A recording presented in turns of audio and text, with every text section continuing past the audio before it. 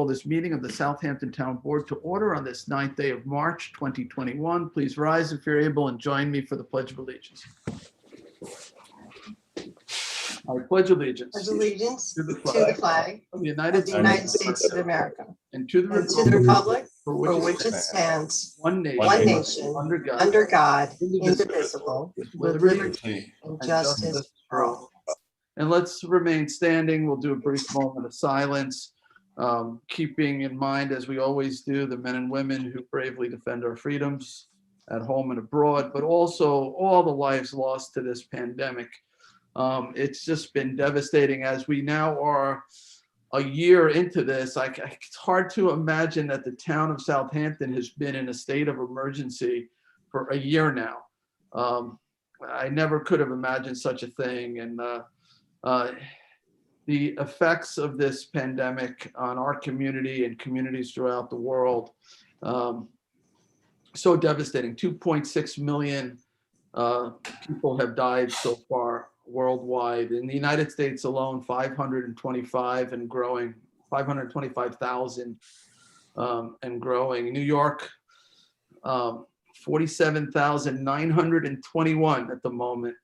New Yorkers have perished to this pandemic. At Suffolk County alone, over 3,126 Suffolk County residents. It has really been so devastating. And,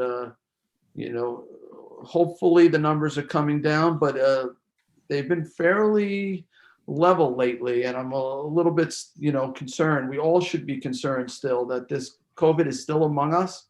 And, although lots of people are getting vaccinated as they should, it is still a serious, serious threat to human health. And we need to do our part to stop the transmission. So you know what you need to do in terms of your behaviors: mask wearing, social distancing, hand washing, and avoiding crowds and things. But we just keep saying it anyway with the hopes that maybe one life will be saved. All right, so let's join together in silence as we honor the memory of those lost, and we think about the dangers faced by our military personnel around the world.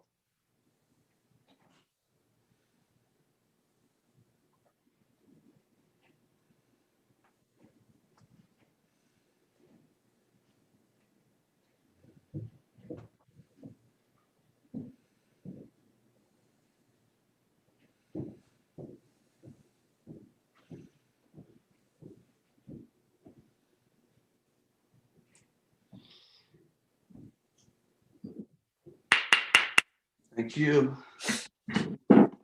Be seated. Madam Clerk. Mr. Supervisor, I'd like to also acknowledge the passing of Arlene Schroeder, who was a force in our Disabilities Committee, our Antibodies Task Force, Affirmative Action Task Force. For over 30 years, she was a light, a force of nature, one of our great volunteers in the town, and hopefully we'll have a proclamation for her and her family either this week or next week. But I just wanted to let you all know that she had passed and how much we'll miss her. Thank you for that, John. I was not aware of that. Thank you, Councilman. Neither was I. Real nice lady. Yeah. Yep.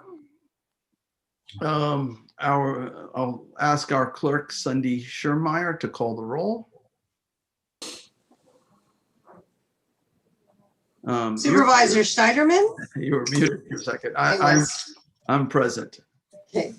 Councilwoman Lostad? Here. Councilman Martell? Here. Councilman Bouvier?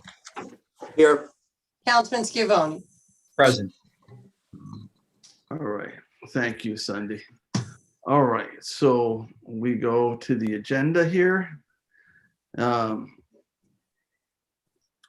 I will make a motion to, well, should we do the walk-ons, get them onto the agenda? Yeah, let's do that first. And I don't actually have it right in front of me. All right, so let's not do the walk-ons yet. I'll pull it up. You want me to send it to you, Jay? I think I have them. I need a moment to grab them. So I'll grab them when you're reading the minutes. I mean, the communications. So let me make a motion to approve the minutes of the February 23rd, 2021 meeting. Second. Seconded by Councilman Bouvier. All in favor? Aye. Aye, approved. All right. Sunday, can you read the communications? Certainly. The following communications have been received in the office of the town clerk. We have received public notices from PSEG of Long Island, a notice of intent to serve as lead agency under SECRA regarding new underground 69 kV transmission cable from the Bridgehampton substation to the Buell substation in East Hampton. From the New York State Liquor Authority, 30-day advance notice to municipalities for a liquor license renewal at Mid-Ocean Drive in Bridgehampton. Letters and emails have been received regarding the following. Proposed Chapter 330-185.1, shift authority of non-conforming uses from ZBA to Town Board. The Connor Gateway property located on Montauk Highway in Bridgehampton. Emails regarding the lights at the Hamptons West Field. The following bids were posted. We opened on February 24th, the Hampton Bays compost facility renovation. And the second notice for landscaping services at various town locations was opened on March 3rd, 2021. All of those results are posted on our town's bid RFP online program on our website. The following reports were filed from the Landmarks and Historic Districts Board, a certificate of appropriateness for a replacement of wood structure known as bathroom and cottage building and loo at the Madu Conservance, 618 Sagaponack Main Street, Sagaponack. That concludes our communications for this meeting's agenda. All right. Thank you, Sunday. All right. So I have the walk-on packet here too. So I'd like to see if we can add some of these or all of these to our agenda. So the first one is 35642. It accepts the transfer and gift of a portion of the former RDC Associates Limited property in East Quogue to the Community Preservation Fund program. The next one, 36030, is a resolution amending award for Community Preservation Fund water quality improvement project funds. The third is 36031. It authorizes the supervisor to sign a 2021 contract with Messiano Consulting Incorporated for grant writing assistance. The fourth, 36032, identifies authorized agents to work with Dime Community Bank, formerly known as Bridgehampton National Bank. The fifth, 36035, amends dates of notice to bidders to rebuild pier at South Bay Avenue, Eastport, New York, and Bulkhead Road H commercial docking area, Hampton Bays, New York, to March 24th of 2021. The sixth, which is sponsored by Councilman Bouvier, it's 36043. It's a notice of public hearing to consider amending Town Code Section 330-5 definitions of Chapter 330 zoning to add definition for non-aviation and distribution industry. And the next one, number 7, 36045, is a 2021 request for proposals for New York State Department of Environmental Control brownfield cleanup program and remedial site investigation at the former Damascus landfill site. And the last 36099 is the warrant number 5. So I'm going to make a motion to walk all 8 of those resolutions on so that they can become part of our agenda today. Do I have a second? Second. Second by Councilman Lofstad. All in favor? Aye. Aye. Aye.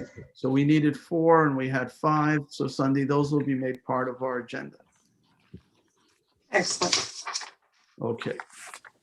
So, so next up is likely public hearings. Yes, public hearings. Today we have 4 public hearings. Sunday, would you read the first public hearing notice? Public hearing number 1, to consider the acquisition of lands of Island Creek Properties LLC, Cow Neck Holdings LLC, and Gerrymander Holdings LLC, North Sea, and amend the CPF Management Stewardship Plan to include the properties.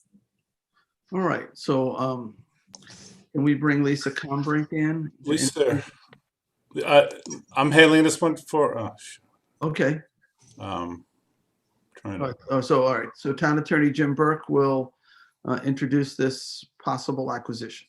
okay. This is, as the town clerk mentioned, these are Cowneck properties, all located in North Sea.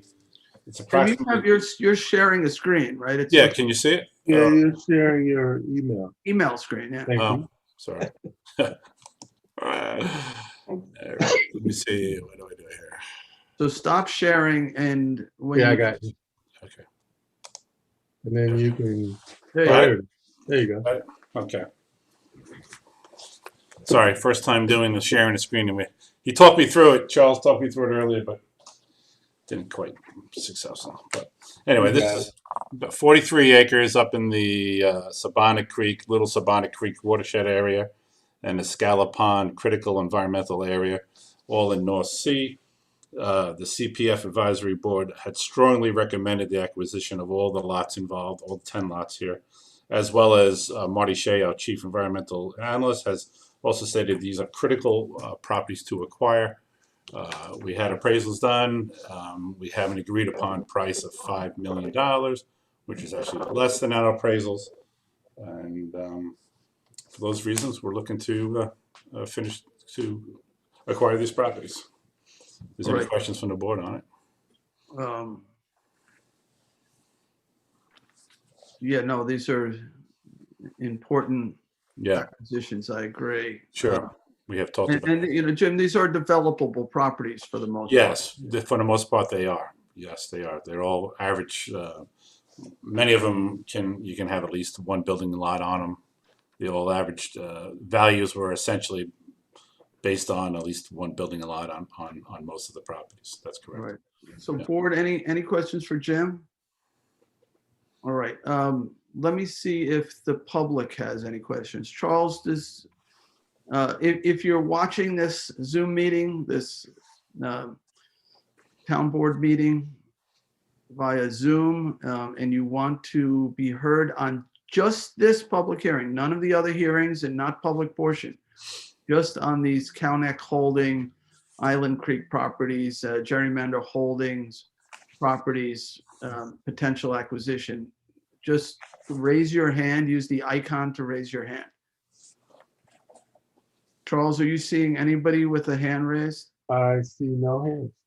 All right, I'm going to make a motion to close the hearing, but leave the record open for 2 weeks for written comment. All right? Which has been in general our practice on these, so. All right, a second by Councilman Lofstad, all in favor? Aye. Aye, okay. Okay, thank you. Board. All right, Sunday, we're going to move to the second public hearing notice.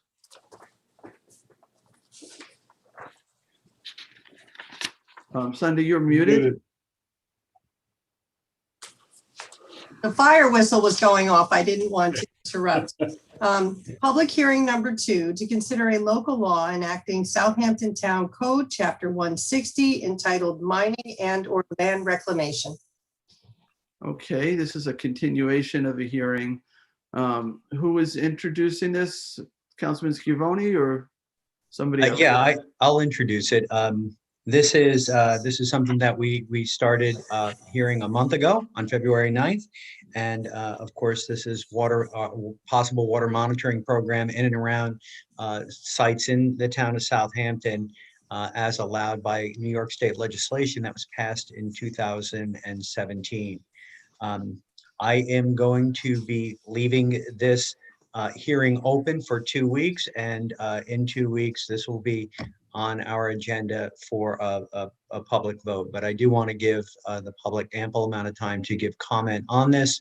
There's a few small things that I would like to look at in these 2 weeks, but just to let the board know that this will be on our agenda on the 23rd of March. Are you asking that at the end of today, we close the hearing and leave the written record open, or you want to leave everything open? And I want to continue? leave everything open. So we'll continue the hearing to the Yes. next. Okay. Yes. And have So you we'll be making that move. have you made any changes to the underlying legislation? There have been a couple of changes that were passed along to the board. I want to give you time to read that and digest it. There was language in there on easements, and that was essentially taken out of the bill, out of the legislation. And there was also some language on site plans. It is not our intent to have sand mines submit site plans multiple times a year along with this water monitoring. We don't want it to be onerous at least too onerous. We want water monitoring, not necessarily a redevelopment of site plans multiple times a year. So some of that language was changed. Right. Some of it was in reflection of comments we did receive. I don't think, and I've sat down with Councilman Scavone a number of times on this. I don't think any of the changes we've made so far are substantive. They're really more just addressing some of the concerns, as the councilman mentioned about requiring filing of easements. We don't think that's something that's necessary here. And the idea is really try to make this as user-friendly to achieve the goals of the groundwater monitoring. That's the most important thing. That's the powers that we have that were given to us by the state legislature. And we don't want to duplicate expenses for people. If we could use what they filed at DEC, as long as we have a copy of it and we have access to all the information, that may suffice. Okay. So, yeah. Thank you, Jim. Yeah. All right. Any other questions from the board for Jim or Tommy John? Okay. Let's go to the public. Again, if you wish to be heard, please use the raise hand icon. Bob DeLuca, Okay. he's coming in.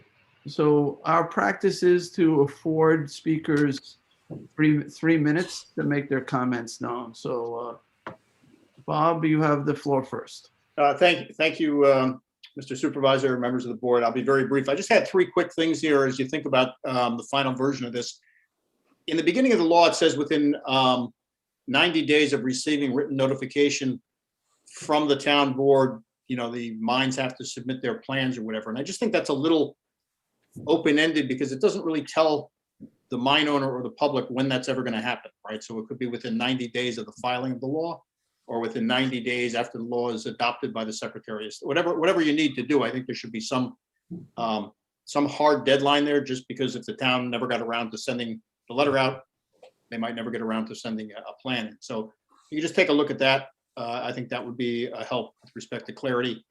And then I think you also want to just deal with, if I don't know that any new mines are going to come in, but if new mines come in, you probably want to have language that says something to the effect that within a certain amount of time from the submission of a mine application to DEC, they have to come to you or something like that. But just so that there's some hard deadlines in there so that the public and the mine operators kind of know what's expected of them and when. The second piece, and I think Jim might have just raised this earlier, I was a little concerned about the submission of a monitoring plan from DEC to the town is, being argued to suffice. Now, I don't think that the town means that, but I could see a mine operator saying, well, your code says if I have a DEC monitoring plan, I can submit it to you. I think you probably need to change that to say it can be submitted as supplemental information, can be considered by the town, just something that gives a degree of separation between the monitoring that the DEC would require and the monitoring that you would require, which is the whole purpose of doing this bill. And not put yourself in a position where somebody starts waving around something they have at DEC and then comes to you and says, hey, look, we already have one of these and you said I could submit this. And then you get into an argument about whether or not you really meant to have your own plan, or they could just use the DEC plan. And I think that, again, with some language, can be cleaned up. And the final thing was just that I noticed in the list of analytes that's going to be examined, radionuclides, which is something that the county and state health departments both test for, should probably just be added to those parameters. And if you want to get more specific to this, to the radionuclides to be looked at, there is the example of the vegetative organic waste survey that was done by DEC, and also the sand land survey you can just get, specifically to the radionuclides you want to look at, just so it's apples to apples. That's what the state and that's what the Department of Health does, and that's what the County Department of Health does. And this way you'd be doing the same thing. And that's really all I have, and I appreciate your time and all the work that has gone into it. So, Bob, I have a quick question on that issue. I remember when we were first looking at the Sandlands mine site, and there was a hearing in front of them. There was a concern that there were radiological materials in cuttings that were part of an aggregate that could be stored at mine sites. Is that what you're referring to? Yeah, I mean, just as background, there's a variety of, obviously, as you know, there's a variety of sources of radionuclides. There's a certain amount of background that you're going to pick up almost anywhere, but you just want to be able to look at that against what's being found in other locations around the county, so that it gives you some comparative value. And I think that the list of radionuclides that the county looks at is pretty, it's pretty ingrained in what they do. So if you picked up that list, you'd just basically be using the same kind of data that they use for these types of investigations. Great, thank you. Yep. Bob, I have a question. Councilman Schiavone's been working awfully hard to craft a law that gives us the information we need without overstepping our authority. The law that passed the Assembly applies to all 13 of the towns on Long Island, in Suffolk and Nassau County. Has any of those towns passed legislation yet, or are we the first? You'll be the first. I did check in with East Hampton, who was kind of down the track a bit, but they have not adopted it yet. Okay. So out here, I can't speak for further up west, but I don't think anything's All happening. right. I suppose it would help the industry somewhat if there's some uniformity across the towns if we adopt similar legislation. But it sounds like we're going to be leading on this one, and maybe the others will follow. So. You may become that standard, right? If you guys have it, I have a funny feeling East Hampton will take a look at what you have to finish off what they're doing. And then you have 2 towns, which means it's that much more likely that the other towns will pick that up. All right. Any other questions for Bob? Bob, looking at section 4, subsection letter C, as far where it talks about chemical thresholds from the Suffolk County Health Department, would that cover your concerns? I would, I guess I would just want to check with, in other words, if they have a protocol and you guys compare that protocol to what you have in the law, that should be fine. I'm just trying to make sure that it doesn't slip through the cracks, because some things are listed in the proposed law, and if there's something that's not, somebody could argue that you didn't mean that should be part of the protocol. So, either you adopt something that's standardized and you go with that, or you basically list for the most part everything that you want to have tested, or you do both. But I just want to be sure that you guys have, the analytes that you're looking for are in the code as much as possible. So it's not a matter of debate that the town board has to get into arguing the finer points of every time one of these things comes up. Okay, great. We did put subsection C in there so that we could compare testing results throughout the county and the state of New York, but we will certainly take another look. Yeah, and I think with the emerging contaminants, that's really important, because that list shifts, and it may be one where you don't know 2 years from now what's going to be on that list. So I think that makes a lot of sense. Okay. Anyone else? It does say in subsection B above that C there that as well as any other analytes deemed necessary for testing by New York State Department of Environmental Conservation, Suffolk County Department of Health, and Environmental Protection Agency. Right. So long as you're looking at, they do a lot of different regimes for a lot of different types of testing. So, right, if you're doing, so it's just, the more clarity you can have at the beginning, the easier it is to enforce over time. And I think that's probably, however you get there, I think that's the goal. Yeah, I think particularly as the emergent chemicals that we're starting to deal with here, as they emerge, there's a lag between the time to get on that list. And I think Councilman Schiavone's legislation is really good, and I support it wholeheartedly, that we're able to speed up the process, if you will, so that we can deal with these things and not wait for that to add to an agency list. So thank you for that, Bob. Yep, thank you. Okay, anyone else? All right, thank you, Bob. Charles, do you have anyone else wishing to be heard on this hearing? There are no hands. All right. Sunday, when is our next public hearing date? Our next public hearing date is March 23rd. All right. So Councilman Scavone, you want to make a motion to adjourn to March 23rd, the public hearing? Yeah, I'd like to make a motion to adjourn and leave this public hearing open for all purposes to be heard on March 23rd. All right. We have a second. Okay, Seconded by Councilman Bouvier. All in favor?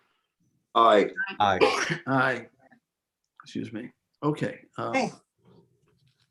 Sunday, the next public hearing notice? Public hearing number 3, to consider deleting Town Code 330-167B3 in connection with the Zoning Board of Appeals authority to approve a change in a non-conforming use and enact Town Code 330-185.1 to have this review conducted by the Town Board. All right, thank you. And I guess I can introduce this briefly and then Jim may or Katie. So this, once again, is a continuation on the hearing where we're examining this somewhat unique power that the zoning board has been given to change uses on a property if the use is a non-conforming use to a different non-conforming use of any kind. And you know, I have looked at this as sort of a rezoning and more appropriately positioned with the elected body, the town board, which is under New York state law, clearly has the power to rezone property. I am making some changes to the law based on some of the public comments to do a number of things. And maybe I will just quickly take you through some of those things. One is some procedural steps. One, to first have the building inspector determine that the use is non-conforming and that the use has not been abandoned as sort of like a base test. And secondly, that the new use has to be a use that's somewhere in the town code. It can't be a use that's prohibited throughout the town. It's got to be an allowable use, obviously not in that zone, but somewhere. And then applying the same sort of standards to where the use is allowed. If you wanted to go beyond those standards, obviously you still have the choice of seeking a variance to go beyond the standards through the zoning board. I'm also suggesting that those that are in the pipeline, they've already submitted prior to the enactment or potential enactment of this law would stay reviewed by the zoning board, but new applications would come to us, but both boards would have these standards for review.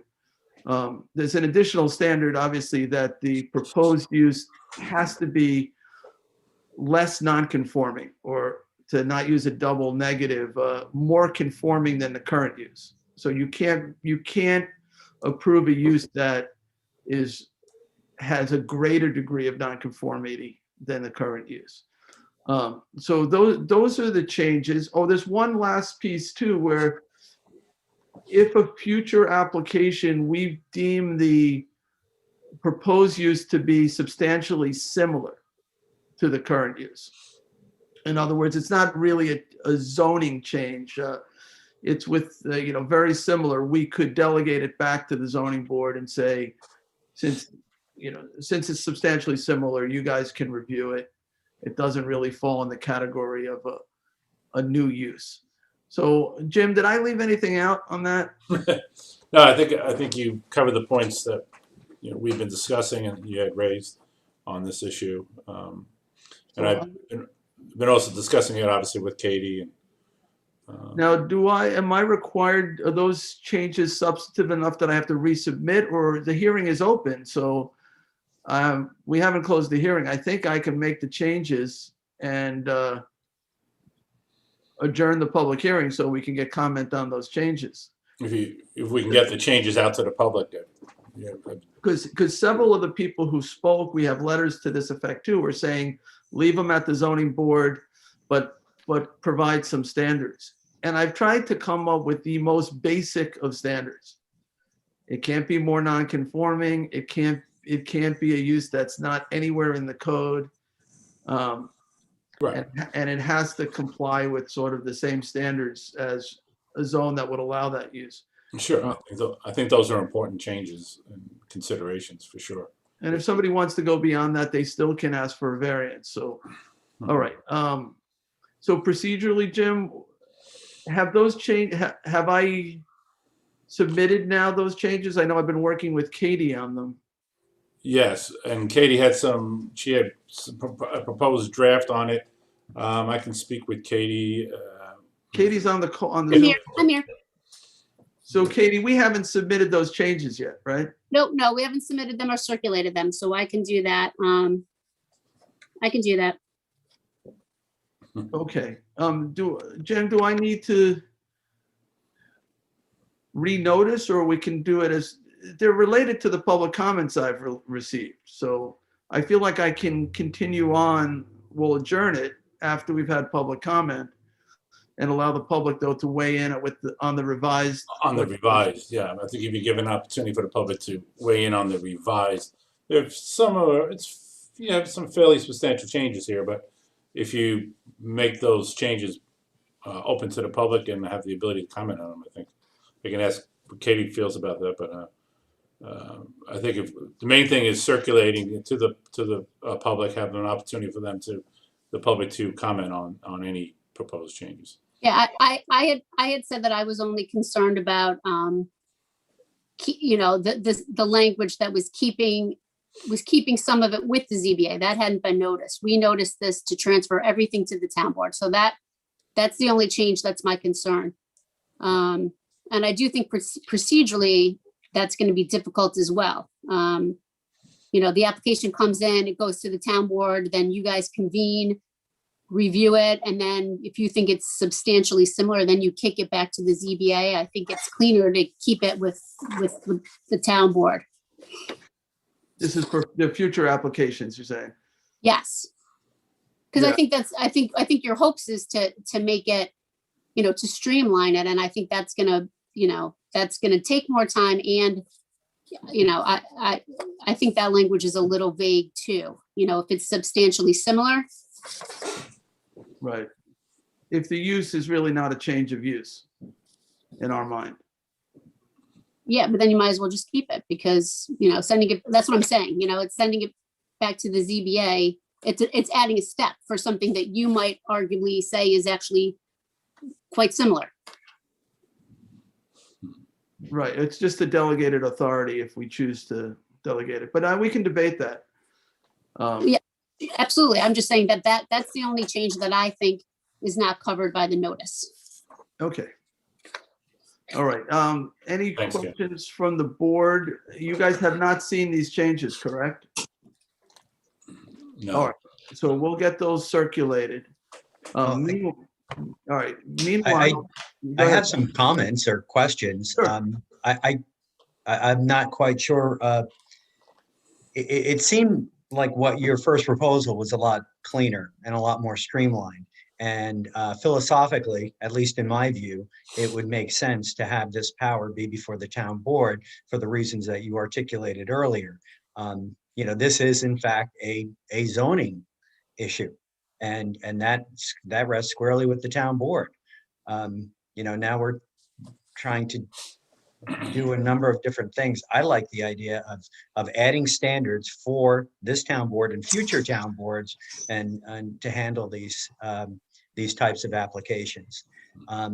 It is, I guess, a type of use variance of sort. It's an odd, I believe, an odd code in Southampton town that's more appropriate with the town board. all right, I appreciate that. Before we go down this, I just wanted, Right. you all to So, kind of hear as that. I don't know what the- other members of the board think. As the author of the legislation, I've been trying to respond to some of the comments I've received. Now, when we do debate the final bill, that provision which allows the ones that are currently in front of the ZBA to stay in front of the ZBA, we can say, no, that's not something that we're going to agree to. We want them all at the town board. It gives you sort of that flexibility, or we might, you know, it's all about counting the three here too. So pass the legislation. So I'm open-minded. We can look at it at different ways. I want to have that conversation with the town board after we've fully solicited all the input and say, you know, here are our options. We don't touch it. We leave things just the way they are. We bring it up to the town board completely, or, you know, somewhere in the middle. And, you know, I think that's a decision we'll have to make down the road a little bit. All right, anyone else? Okay, so Charles, do you have anyone who wishes to be heard on this?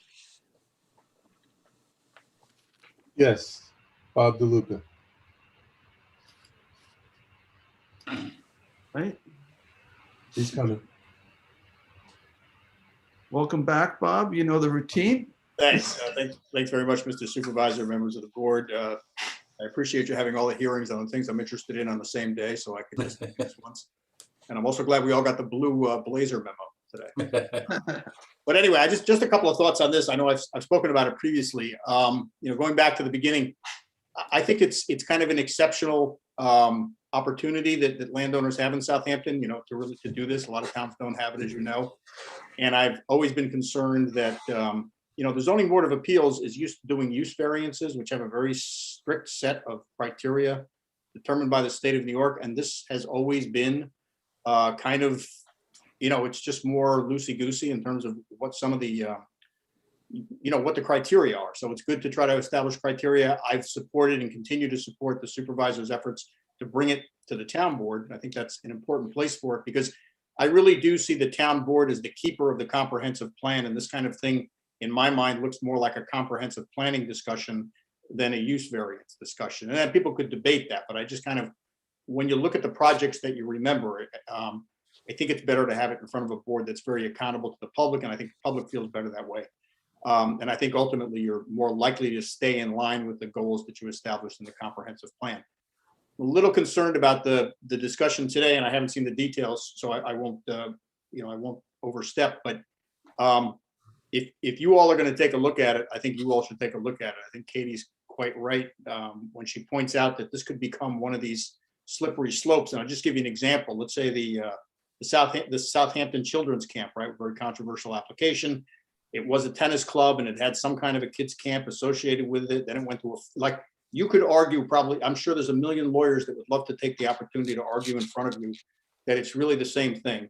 And it should go back to or whichever way they want to argue it. And I think it, you know, it can be a slippery slope on some of the more complicated projects. I think, you know, and I understand the board doesn't want to be spending all of its time doing these, but to the extent that you do it, you probably want to make sure that it's clear. It's a project that you all get. It's a project that's going to be based on standards or criteria based on the comprehensive plan, that it's not a use variance. And I think the more that you maybe look at it that way, the more you'll narrow the gate of projects that get to you in the first place. And that can leave the things that are more appropriately in front of the ZBA with the ZBA, so you don't get bombed with these.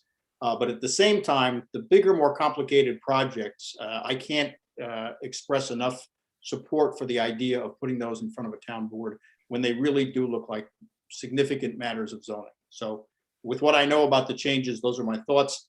And, you know, I suppose you could also argue the projects that are already in the pipeline either way. I'll have to think more about that. But I just want to leave you with those thoughts since you're discussing it, and appreciate the opportunity. Okay, thank you, Bob. Any other questions for Bob? All right. Thank you. Charles, anyone else? I see no other hands. All right, so I need to adjourn this. So was the date the 23rd, Sunday? Yes. All right, so I'll make a motion to adjourn the hearing to March 23rd. Second? Seconded by Councilman Lofstad. All in favor? Aye. Aye. Aye. All right, Sunday, the next public hearing notice. Okay, public hearing number 4 to consider amending Town Code Article X.1 Agricultural Conservation District to reduce the acreage requirement from 10 acres to 7 acres. Right, and I see Kathleen has emerged on my screen, so I'm assuming that Deputy Town Attorney Kathleen Murray will be introducing this. Thank you, Mr. Supervisor. Good afternoon, members of the board.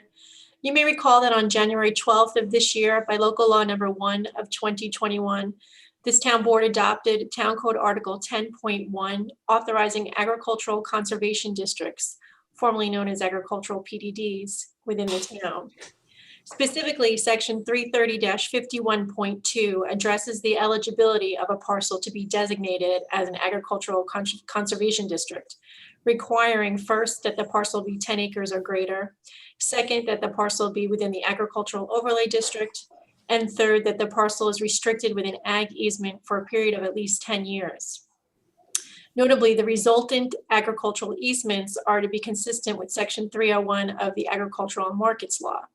Section 301 of Agricultural Markets Law defines ag production to mean not less than 7 acres. So in order to be consistent with Section 301 of Ag and Markets Law, the purpose of this law is to reduce the acreage requirement for a parcel to be considered for an agricultural conservation district from a minimum of 10 acres to a minimum of 7 acres.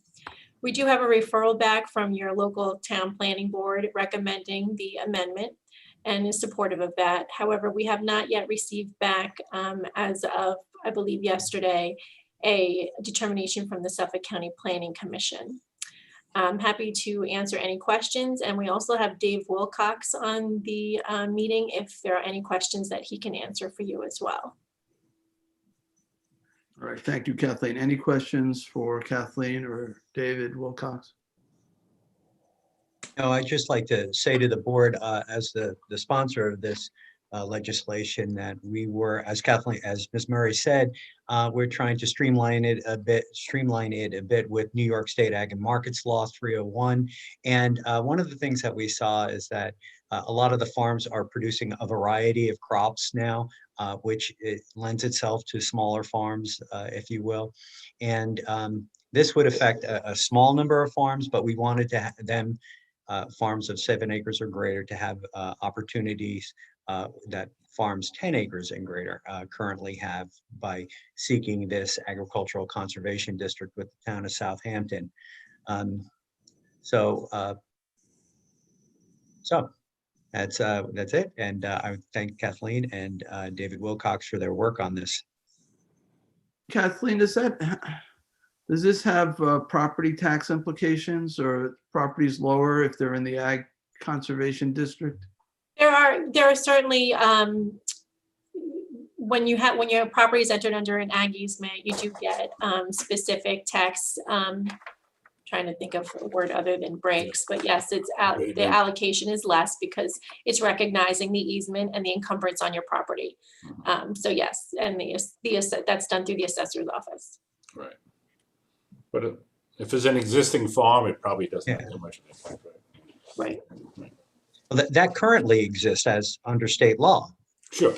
7 acres or better, right? That exists Correct. now. So this does not change that. In fact, the farmers would have to come to the town for this provision to preserve the underlying zoning for 10 years or more. Right. Okay, any other questions? All right, let's go to the public. Charles, does anyone want to be heard on this? No hands. Councilman Scavone, what do you want to do here? We have to wait anyway. Right. Because we don't have Suffolk Planning Commission. Do you want to leave? I want to close the public hearing and leave it open for written submission for 10 days. And in that time, hopefully we'll get the Suffolk County Planning Board. Do you want to, since we Counselor, don't meet does that again, work? we don't meet again for 2 weeks, so why don't we just leave the record open for 2 weeks? This gives you an Right. extra four more days for comment. Is that okay? Yeah, that's fine. All right, so Councilman Scavone is making a motion to close the hearing, but leave the written record open till March 23rd. Second. Seconded by Councilman Bouvier, all in favor? Aye. Thank you. Okay, so that's it for public hearings. We're going to move to public portion. So this is a time when the public can speak their mind on any issue. It doesn't have to be one on the agenda here. Charles, is there I anyone? actually have no hands. No hands. I'll wait one more moment. Just click the raise hand icon if you wish to be heard in public portion. This is your opportunity. No hands.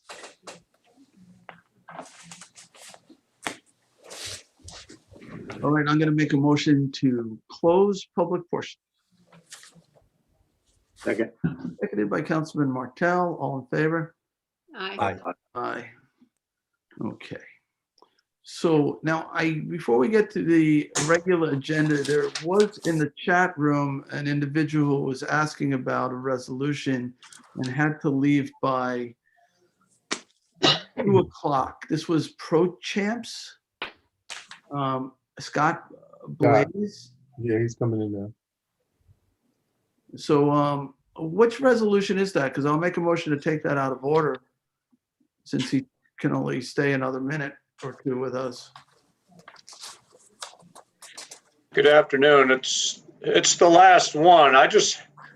I have a council meeting with Smithtown at 2 and our item on their agenda is first. So if you want to just go through, I'll circle back and rejoin your meeting probably like 2:15.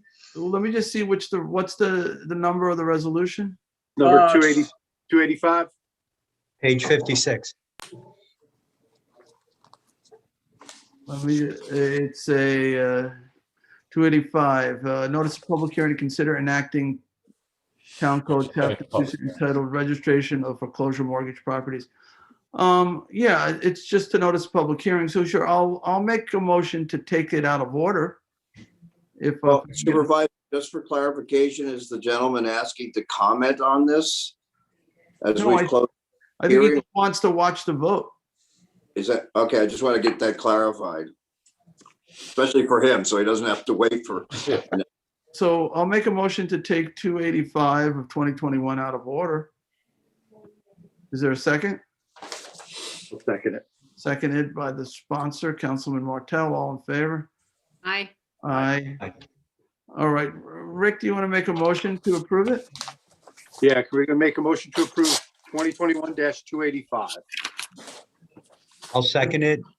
Just read, Rick, would you read the notice? I mean, the name well. of the title? Notice of public hearing to consider enacting Town Code Chapter 262 entitled Registration of Foreclosure Mortgage Properties. And could somebody just briefly explain what this is due? I know it's just setting a public hearing for April 13th at 1 o'clock. But the nature of the public hearing, this registration? It's a registration system of bank-owned properties going into foreclosure.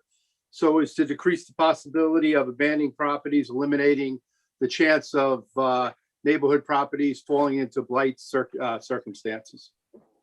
Have other areas enacted such a registry? They have up the island, yes.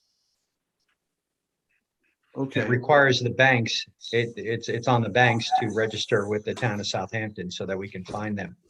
This is really Rick's bill. I co-sponsored it because I think it's a great idea, Rick. So I just wanted to support you in that. And Thank you, Tommy. I didn't we get some testimony at one point, maybe in a work session about this, maybe from Ryan Murphy? Yeah, we did quite a while ago. Yeah. Yeah, Ryan was in Another, favor it's of really it. it's another tool in the tool shed really for the town. Sometimes it can be very, very difficult for the town to locate and the mortgage holder. I mean, with these foreclosures, or as you know, the bank might submit the initial mortgage, take the first initial mortgage, and then that mortgage gets sold as a bundle of mortgages to various financial institutions, and so it can be very difficult to try to pinpoint when a property's in foreclosure who is holding that mortgage at that point, who's responsible, who the town can talk to try to maintain the property. So Is there a fee? as part of this is to help, Pro Champs would be an agency that would help us in that regard. Oh, I see. Wouldn't It's we one have of the things that- wouldn't we have to competitively bid who does this for us? So if we could have Sean jump on, he actually looked into that. Supervisor, there is no fee to the town. It's a fee to the property owner. So it would be a bank in foreclosure. They have sole source provider paperwork that we've vetted. Through ProChamps, we've also explored some other competitors. So this is not really something that any other company is doing in this manner. Are there fees involved? Do the banks pay a fee to register the property? They do biannually, Supervisor. Yes, And who sets that fee? it's the state. That would be set by this resolution in our public hearing, if it should proceed. And, okay, and what is the fee we're charging? What was proposed is $500 biannually, So that's twice a year or every 2 years? twice a year. Yes, So $1,000 a year, that would be correct. and that money goes where? It would, I believe we go towards CPF with that for blight mitigation, not CPF, blight mitigation, Supervisor. So does it also go to ProChamps or no? So there's, we would have to establish a contract with them. The town would receive a portion, and whatever provider the town elected to use would also would receive a portion of those proceeds.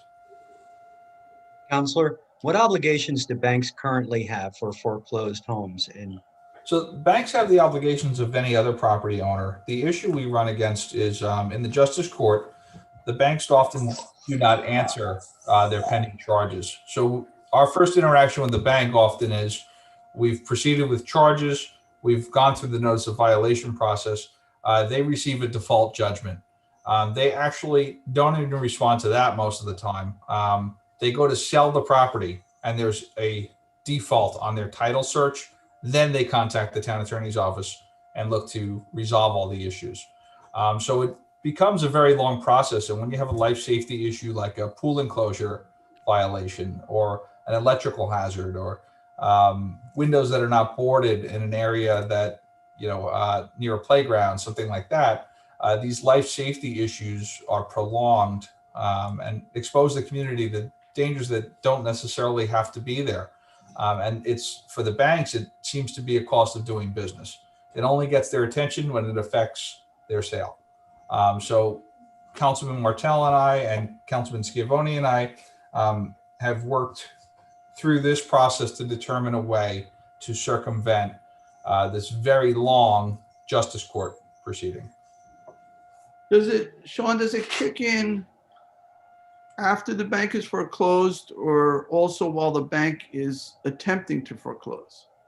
So this would be while they're in foreclosure proceedings, because typically once people receive a notice of foreclosure, in our experience, stop maintaining that property. So the requirement to register begins at Once foreclosure proceedings are initiated. or initiated. Now, it could take a while, particularly during COVID, there's been a suspension of this type of activity. So That is correct. So the bank now, during the foreclosure procedure, it's the bank that's trying to foreclose that must register the property and pay the $1,000 a year? Correct. Or if Well, it's that's a holding private the book. mortgage holder. I'm sorry, Mr. Burke. No, I'm saying, yes, the bank that's actually holding the lien would be the one that'd be responsible. Sure, the one has the connection, the interest in the property. Okay, it could be an individual holding paper, no? It absolutely could be. Sure, any lien holder or mortgage holder. Okay. Seems a little bit expensive, $1,000 a year while you're trying to get your property back. But if you're holding paper, but I guess if we hold a hearing, we can discuss whether it's an appropriate monetary requirement. We certainly could. And we could always amend that condition if the town board's amenable to that. Right. All that will be vetted out at the hearing. Sure. We're just setting the hearing now for April 13th. Right. All right. And I know I see Scott has his hand up, but Scott, public portion is over. There's no talking to the board at this point. It's all the conversation is among the board and its advisors. So sorry about that. Okay, I don't have a problem with holding the hearing and soliciting some input, and then we can make a decision. So we had a motion by Councilman Martell, second by Councilman Schiavone. All in favor? Oh, we already took it out of order, correct? Yes, you did. So now Yes. this is the motion on approving it. Okay. And Correct. all right, I'll call the vote. All in favor? Aye. Aye. Okay, so we'll have that hearing. Again, the date is, what is it, April sometime? 13th. I think. Sorry, April what? April 13th, April 13th, 1 PM. 1 PM. Thank you, Cindy. All right, thank you, Scott. I got you out of here in time to make your other meeting. Good luck with the tennis, Smithtown. Well, now he's got to go tell him that the town of Southampton's holding a hearing. We just gave him some ammunition. All right. So we're now going to the top of the agenda here. Town Board, we're going to start with Town Board Resolution 245 of 21 being offered by Councilman Lofstad. Town Board Resolution 2021-245, accept New York State DOT Section 5310 grant award of 2 buses for the senior shuttle program. Is there a second? Seconded by Councilman Martell. All in favor? Aye. I approved. All right. 246 of 2021, authorize the supervisor to sign 2021 contract extension contracts with towing companies. Second. Seconded by Councilwoman Lofstad. All in favor? Aye. I approved. Town Board Resolution 2021-247, authorize the supervisor to sign New York State Farmers Market Nutrition Program Agreement for the 2021 Flanders Farmers Market. Second. Seconded by Councilman Schiavone. All in favor? Aye. I approved. 248 of 2021, authorize the continuation of online subscription services and publications by Thomson Reuters for 2021. Second. Seconded by Councilman Bouvier. All in favor? Aye. I approved. Town Board Resolution 221-249, we do need to amend. We need to add one more truck to that. The funding has been cleared by Len, so we're in good shape there. So can I have a motion to amend? Second. You want to amend it, the title to say 5, Yes. authorize the purchase of 5 2022 firefighting dump trucks. But then we have to make changes in the body too. Let me just see. Right. A delivered cost, it's 124,605 each. So that's not changing. Oh, yeah, but the Yeah. first resolve has to say 5, and the not to exceed has to say a different number. Could we have the comptroller provide those numbers to us, please? And a further resolve, and the financial impact is changing, and you're stating that we have the money in the budget to do this. You've got confirmation. Yeah, confirmation, it comes out of the pay-as-you-go from the town. They have 150,000 in that account to cover the 124,600 for the dump truck. And this is for our transfer stations? Highway. Highway, this has nothing to do with transfer. This is highway, so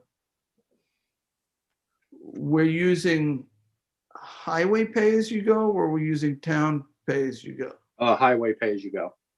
So, okay, this is not coming out of the highway reserve. It's, Len's not on here, is he? I don't think so.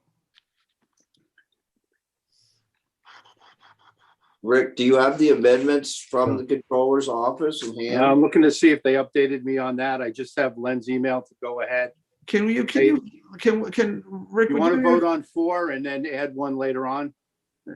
We could do that, or I was going to say we could pass over it for now and try to get that information and then amend it.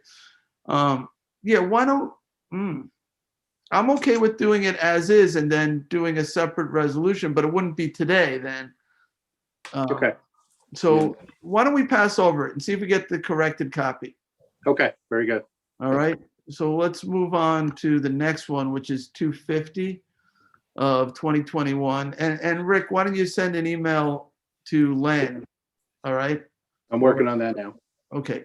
So 250 of 2021 authorizes the supervisor of the town of Southampton to execute the necessary documents to enter into an agreement with the New York State Department of Environmental Conservation, New York's DEC, for the Fire Island Inlet to Montauk Point, New York Coastal Storm Risk Management Program, which then, known as FIM.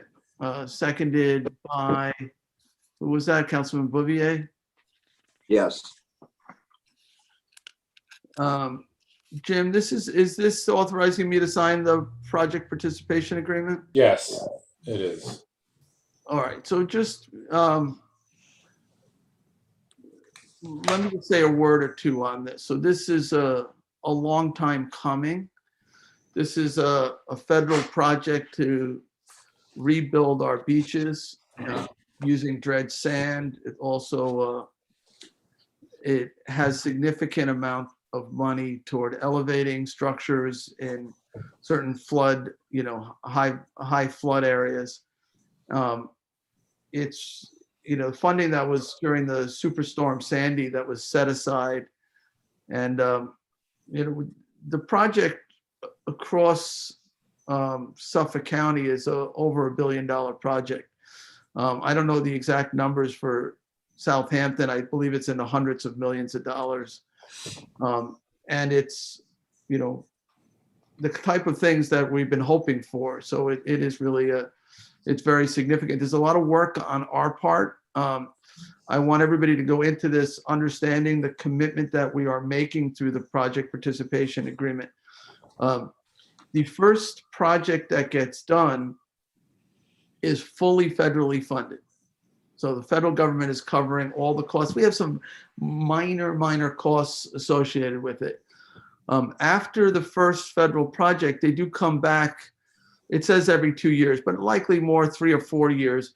They'll be back dredging again, dredging Shinnecock Inlet, putting sand out onto the beaches. And there is a local cost share of 15% that typically will be spread out among various entities. The county will pay for the portion for its properties, and the county is a major property owner here. A lot of the properties on Dune Road are county. The town owns a lot of properties too. We will pay townwide for our properties. And then the private properties, they'll pay their share as well through the ECDs. Most of the properties are in ECDs. That's erosion control districts. So we will charge back to the erosion control districts their small share here too. There's a few properties we need to figure out west of West Hampton Beach, the village of West Hampton Beach. But it's really important, and the whole thing does rest upon all of the parties, East Hampton, town of Southampton, the villages, everybody is involved here, the county. So this is an essential piece, this project participation agreement, but there are costs associated with moving forward. Costs that we have been aware of throughout, that day would come. I've discussed this with Len. We do believe this is well within our abilities because of the very large percentage being borne by the federal government. And this will, make it so that Dune Road doesn't get washed away, right? And oceanfront properties don't get washed away. So there is and that the public beaches are maintained and usable and accessible for users. So it's really important. I just want to make sure that everybody understands the agreement that you guys are authorizing me to enter into on behalf of the town. Any questions? Do the villages have any responsibility in that cost sharing? West Hampton Dunes, West Hampton Beach, Sagaponack, Southampton? Right. So yes. So Sagaponack, no. So this project will go from the Shinnecock Inlet to the Brookhaven Town boundary as far Oh, the as. first part, okay. So our piece of it, that's the zone, the construction project zone. So Sagaponic's not involved, nor is Southampton Village, but Quag Village is, Village of West Hampton Beach and the Village of West Hampton Dunes. And how they, we're going to bill them for their piece. How they, whether they're going to form erosion control districts or have the village taxing district be the entity that pays the bill. It's not going to be minor, but I think it's well within their means. But that's going to be up to them to figure out how they apportion it. So, but yes, they are necessary parties to this agreement, right, Jim? They have to. Are they doing sign-ons as well? Yes, I believe so. Yes, the villages. Yeah. Yeah, there's a lot to work out yet, but we want to move ahead with the authority, for you to sign the agreement. And we have a proposed PPA that we'll continue to review, and so we can keep this project moving forward. And will that information be disseminated to the villages so that they can, help, do what they need to do? And by the way, my apologies to Quag. I didn't mean to skip over Quag. Yes, the villages have been on many of the calls and discussions so far. So, Okay. they're part of it. So Jim, just for the public's edification, if a particular municipality does not or opts not to sign a PPA, what happens to the project? Is it deferred from that area, or does it kill everything?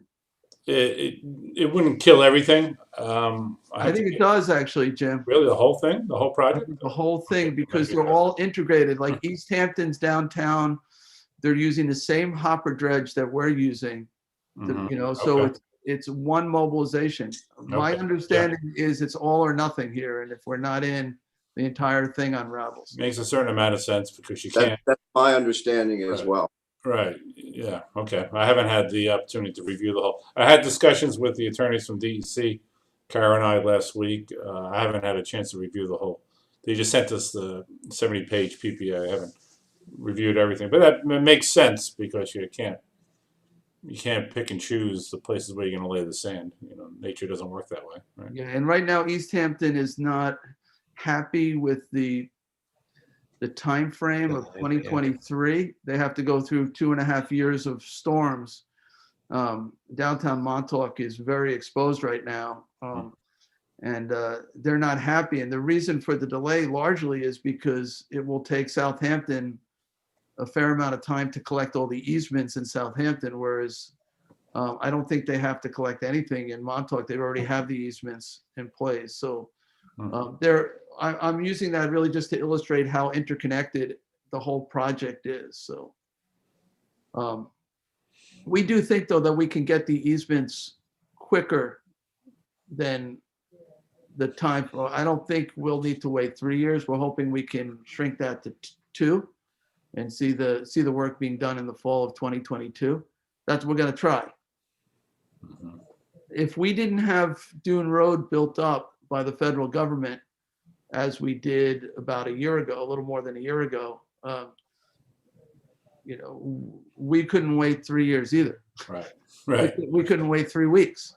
We were in desperate situation. Unless you wanted to give up on the commercial fishing dock and the other places. Right, and Oakland's and Absolutely. Sundays and yeah. So They did an amazing job there. They did that as an emergency project under something called WOSI, which is west of the Shinnecock Inlet portion of it, which is still the same piece that we're talking about. Right. But I've been urging them to do something similar out in Montauk. Unfortunately, the town of East Hampton and Suffolk County are bearing the cost every time that sandbag structure gets exposed. They have to cover it again, and they never anticipated it would be this many years. It costs about $1 million to cover it. every time. So it's really been taking a very serious toll on the town of East Hampton. But anyway, that's a different town, but it's connected to what we're doing here. So the faster we can move, the faster they'll be relieved of that obligation. Anyway, any other questions? Well, on that note, is there any way we can expedite what we need to do for the easements? Yeah. Yeah, I mean, one of the things I've been reaching out already with the county is just completing their FEME project, the Fire Island project. So we're trying to coordinate with procedurally what issues that the county ran up against in obtaining their easements. I think from what I understand, what information I have so far, I believe ours could be a simpler process. Hopefully, it's mostly a lot more of the properties in public hands, which is going to be helpful, and that the easements that are needed are not not encroaching as much on private lands.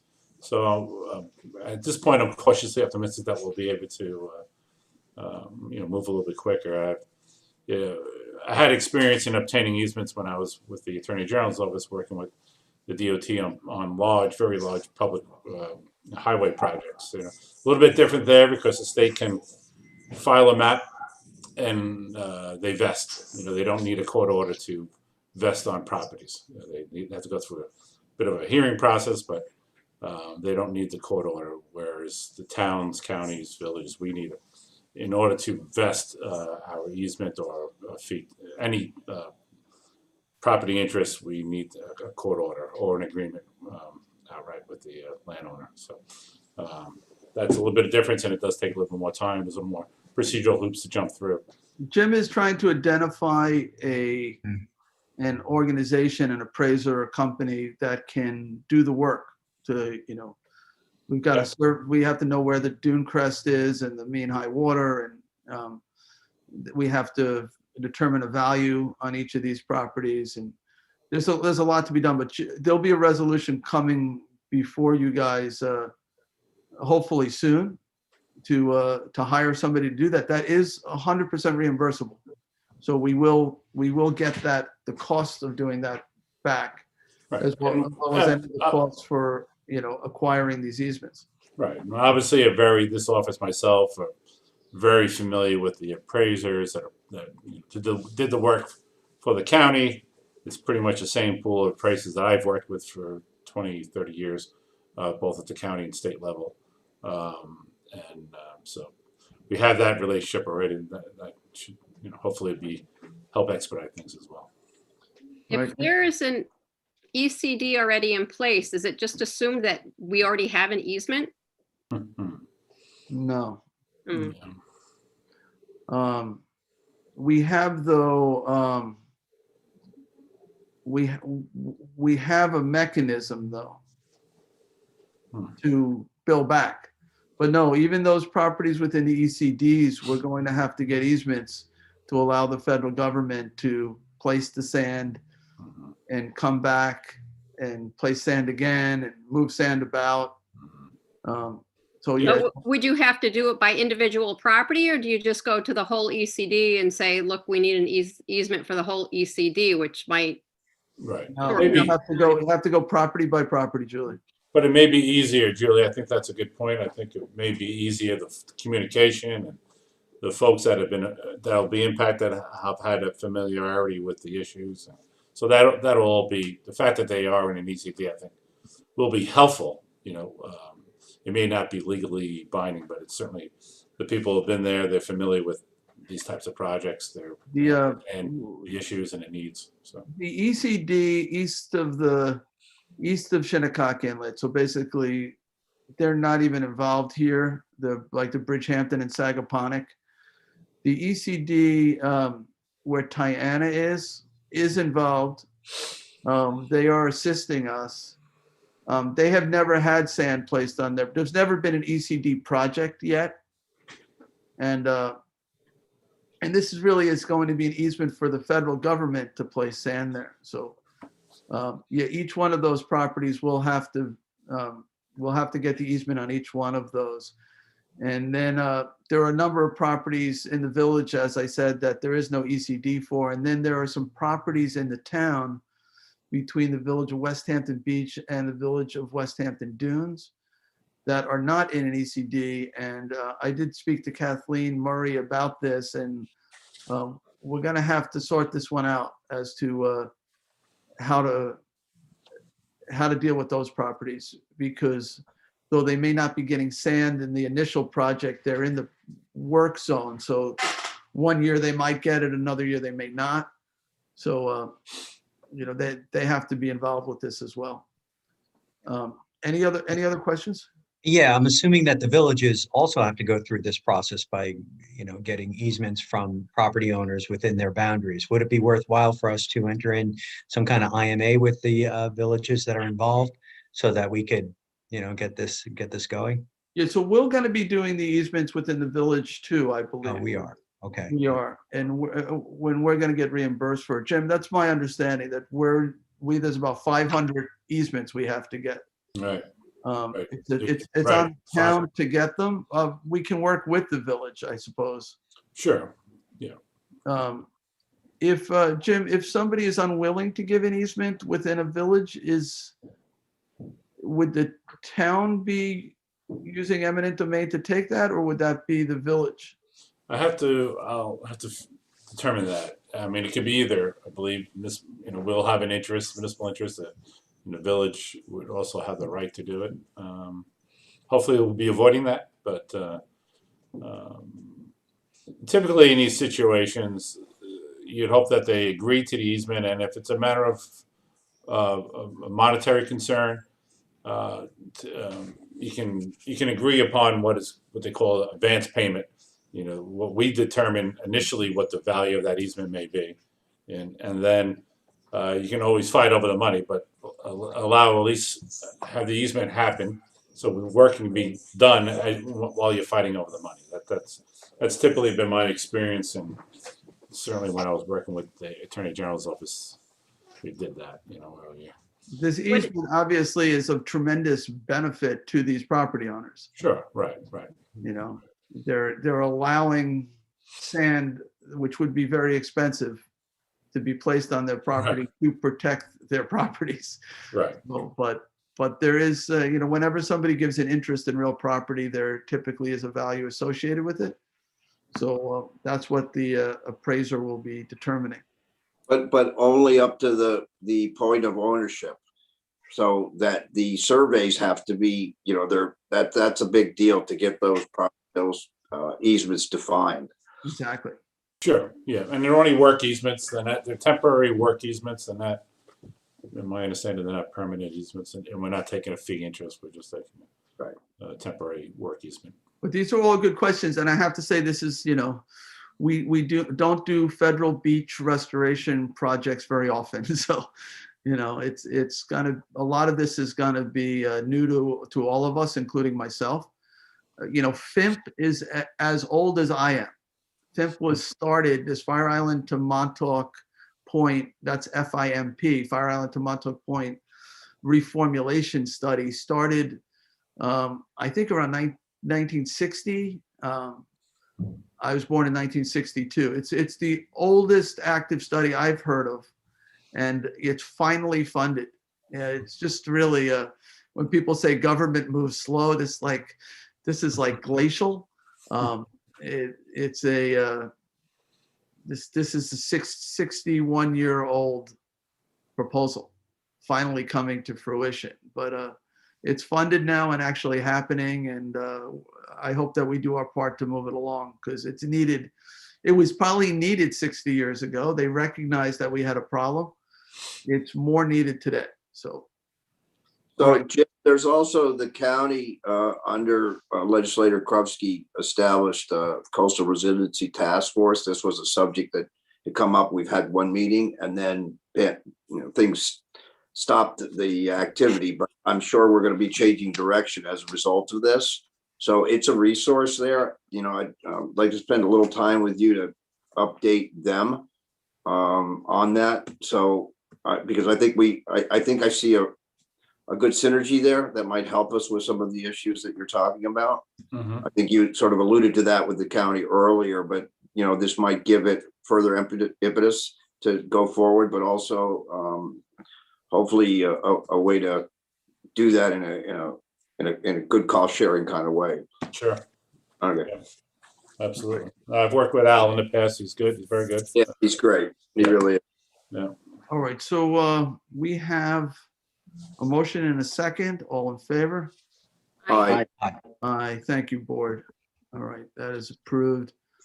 All right, Town Board Resolution 251 of 2021, authorize the supervisor to sign a consulting contract with H2M Architects, Engineers, Land Surveying, et al. To provide an engineering report for the treatment of PFAS at plant number 3 at the Hampton Bays Water District.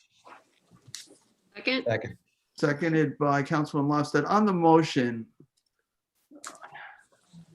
I just want the public to understand what is going on here. So plant 3 is not where we have the granular activated carbon filtration. That's plant 1. Plant 3 had a relatively low detection on one of the wells, which was taken out of service. Some other minor detections at other wells below, the safe drinking water standard.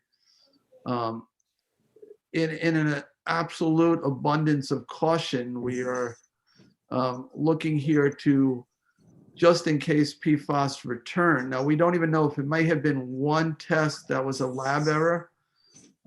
It was below actually the old standard. It was below the 70 parts per trillion. It was around 40 parts per trillion. Today's standard is 10 parts per trillion.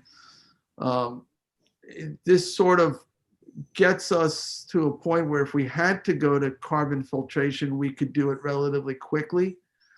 We can't not have that well operate and provide adequate pressure during the summertime to Hampton Bays. So this is sort of an abundance of caution to prepare for this in case the PFAS shows up again at that field.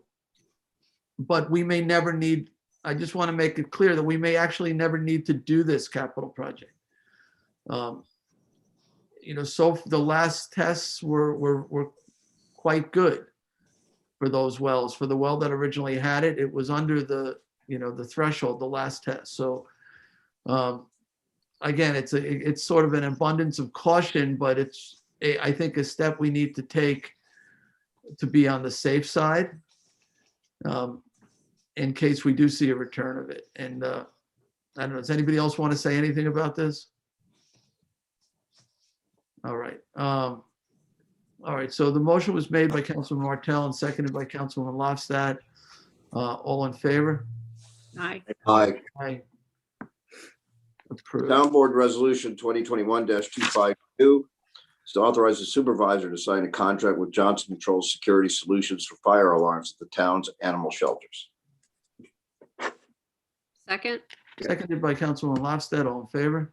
Aye. Aye. Approved. 253 of 21, authorize the supervisor to sign an agreement with Vigilant Solutions for the town's police department. Second.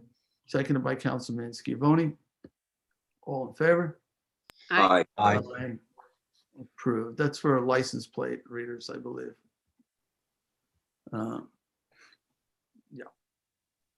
All right. Next is 254, 2021, authorize the supervisor to sign any and all documents for the permit for state pollutant elimination systems, speedies, for Conscience Point Marina. Second. Seconded by Councilman Bouvier. All in favor? Aye. Aye. Approved. Town Board Resolution 255 of 2021, authorize the supervisor to sign a contract with York Labs for the Hampton Bays Water District. Second, Seconded by, we'll give it to Councilman Lofstad. All in favor? aye. Aye. Approved. 256 of 2021, award and authorize supervisor to sign contract with Rosemark Contracting, Inc. for the Hampton Bays compost facility renovation. Second. Seconded by Councilman Bouvier. All in favor? Aye. Aye, approved. 257 of 21, declare item surplus and authorize disposal of vehicles. There's quite a number of vehicles there. Some as old as 2002. Do I have a second? Second. Seconded by Councilwoman Lofstad. All in favor? Aye. Aye. Town Board Resolution 2021-258, determination of solid waste collection permit fee pursuant to Town Code Section 205-8. Second. Seconded by Councilman Martell. On the motion? Yes, Councilman Lofstad. Yeah, I know that I've had conversations with a couple of you about the fee being reduced for the 10 cubic yards or under. I think that's great. I'm just wondering if we are firm on the fees that are included in this legislation, or if anybody had any thoughts about any of it being somewhat different. Just wanted to get everybody's feelings. So what did we say? And this is $50 plus 5, right? For each edition? Yeah. John, do you want to talk about how you came up with that number? Well, that's the number that's been kicked around for a while in response to comments. This was proposed by the controller and worked out with our town engineer, Christine Fenton. And that seemed to be the number that most people would be happy with and were able to deal with. It certainly is much lower than what we had previously proposed, but I think in fairness, for all the reasons that we've all discussed, that this seems like a fair and equitable number to propose. We are under the gun relative to the DEC and other issues, so I've gotten no negative feedback at all relative to these numbers at this time. It doesn't mean that at some future point we cannot make changes to that, but my sense is that the public has been happy with this and the changes that we made in response to public comment. John, can I ask you, so these smaller vehicles that come into our yard waste facility, I guess these are small landscaping companies, and is this like brush clearing stuff or grass clippings, leaves, that sort of thing? Is that what they're bringing in typically?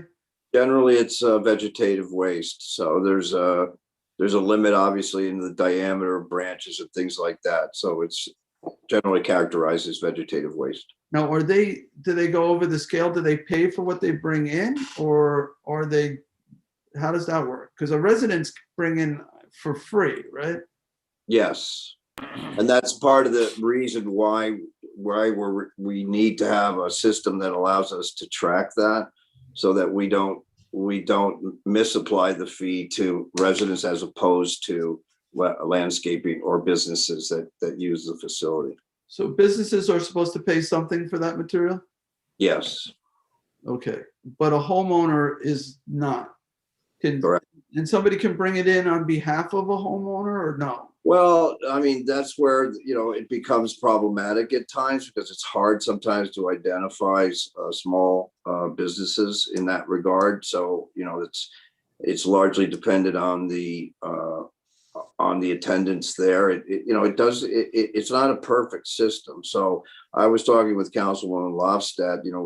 Our Solid Waste Advisory Committee had made a suggestion that we do a tracking system, camera system to identify that. So we want to encourage people to register with those businesses to register with the town, so we can make that segregation. So we're looking into that now hopefully as a way to keep that problem out of the transfer station. It's a very hard thing to make those distinctions, because quite often someone drives in, they're not always identifiable as a business. And they're not always identifiable as a resident, and that's one of the purposes of this system, because it will help us track that. And if we can find better ways to do that through technology, then I'm all Well, for it. I asked partially because there's a large cost to the town to operating these facilities. Yes. And as you know, in fact, we just awarded a bid to Rosemar a few minutes ago to do some work at one of these facilities to make it comply with the DEC regulations. Correct. So this $50 fee now also becomes not just a way of tracking the waste, but also you can't come into our facility anymore unless you have this. It's like a use fee in a way. Yeah, I mean, as you know, it's an enterprise fund that operates this. And you also know that in the last couple of years, we've been operating at a shortfall. Last year, we were at a shortfall of almost $600,000. And, that's part of the fee structure was to hopefully pay some of that off, but it doesn't come close to that. But we've changed fees in other areas that are more appropriate, and hopefully we can start to work over the next few years to offset those costs.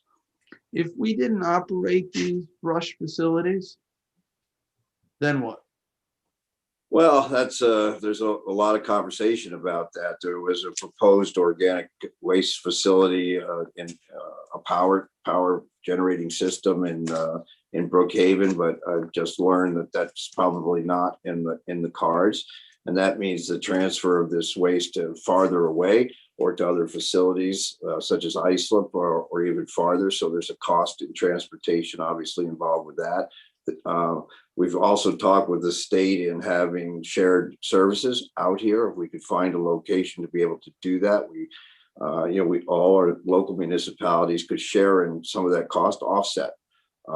It wouldn't obviously be operated as an enterprise fund. It would be a totally different agreement, but it's an issue. It's not just an issue. The point I was actually trying to make is that a lot of facilities have stopped taking vegetative waste, and we're one of the only games in town right now, and we're seeing a lot more vegetative waste. So the function is really critical, and I don't think the $50 fee is unreasonable or too onerous, considering the service that we're providing to these landscaping companies by continuing to operate. Our costs go up and up and up. The cost of compliance, the cost of labor, the cost. Well, also in regards to that, we're supplying mulch and vegetative waste as compost to other, to people who can come into the residents, come into the transfer facilities and get that. And there's a cost associated with that. So as you alluded to before, with the fixing of one of our transfer stations to get it compliant with DEC, we have to have, I think most people don't realize you don't just come in and make a pile of vegetative waste. It has to be turned, it has to be dried, it has to be, there's a lot of work that goes into that to make it available to the public who can come in and then take it. And we have a lot. And so we encourage people to take it. But there's a big cost associated with doing that, as you said. We have to find ways to be more efficient, and we try that. You add more employees, obviously that affects the overheads. But in order to continue to provide the services that people are used to, we need to do this. And I agree with you. I was originally a proponent of a much higher number, but we listened to everyone's comments and came up with this, I think, as an equitable solution to continue to provide those services to our residents. Anyone else? Julie? Yeah, and our residents are still going to be able to use this facility at no cost other than what they're paying in their taxes. Absolutely. And just, I wanted to say, John, I appreciate all your work on this, and Chris Fenton as well. I'm hoping that one of the problems that our local landscapers constantly talk about are the people who are coming in and illegally using. They shouldn't be using it. They're from out of town, wherever. I'm hoping that maybe this will reduce that use, and so help not only our local landscapers, but also help our transfer stations with the reduction in however much of that extra stuff those people were bringing in. Yeah, I mean, I've got Christine Fenton on hold. She can jump in if anybody has more questions. But that's a really good point, Julie. That we have there's a lot of competition. If you look at the number of licensed landscapers in the town, that licensing, meaning that these are licensed, fully licensed to operate and work in the town of Southampton, and quite often they're undercut by landscapers that are not. And it's a very hard thing to track. It's also very hard for code enforcement to look at. And this seems like a good way to begin that process so that we can make those distinctions and help our local landscapers in that regard. So, you know, it seems to me that it's a reasonable overhead to continue to provide the services we have, but also to help our local businesses not be undercut by people who are not supposed to use the transfer facilities. And I have Christine Fenton on if you'd like to have her come and say anything. I don't think it's necessary. Okay. I would like a little clarity on that point. If there is a landscaper who's registered in the town of Southampton, but they're coming in from Brookhaven somewhere, and they work for people of the town of Southampton, will they be able to use our solid waste facility to get rid of the debris that was collected in the town? If they are licensed with the town of Southampton, then they're perfectly able to do that. Yes, that's the way it's supposed to be set up. But you're the liaison to the licensing review board, that I used a number that I probably shouldn't have used because we're still in the throes of determining what those licenses actually are. You know, you're not just licensed for one thing. A general contractor could be licensed for other things that we just don't know. So it's going to take a while to sort through those numbers to figure that out. That's the honest answer. Maybe Christine can. Good. I just wouldn't want people finding other ways of disposing their material and, illegal dumping. Yeah, I appreciate that. And we agree with that very much. You know, you don't want to create islands someplace where, people are dumping. And, so we do want to provide that. But there is an overhead associated with that. And there's a huge labor demand because of it. And we have a lot of vegetative waste out here, as you guys can all appreciate. And it's gone up this year by a fair amount. So are we ready to vote? Do you want to bring Christine in? Are there questions that are unanswered? I don't know if Christine, if you're there, if you want to jump on, if I've missed anything or misstated something. Charles would have to let her in as a panelist.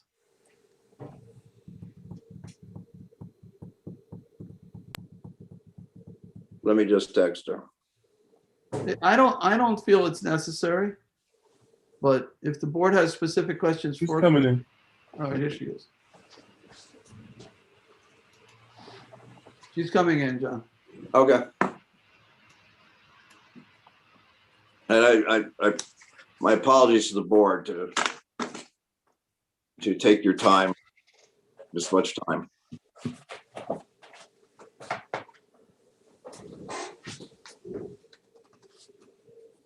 You have to unmute. Christine, you have to unmute. Are you coming in without video?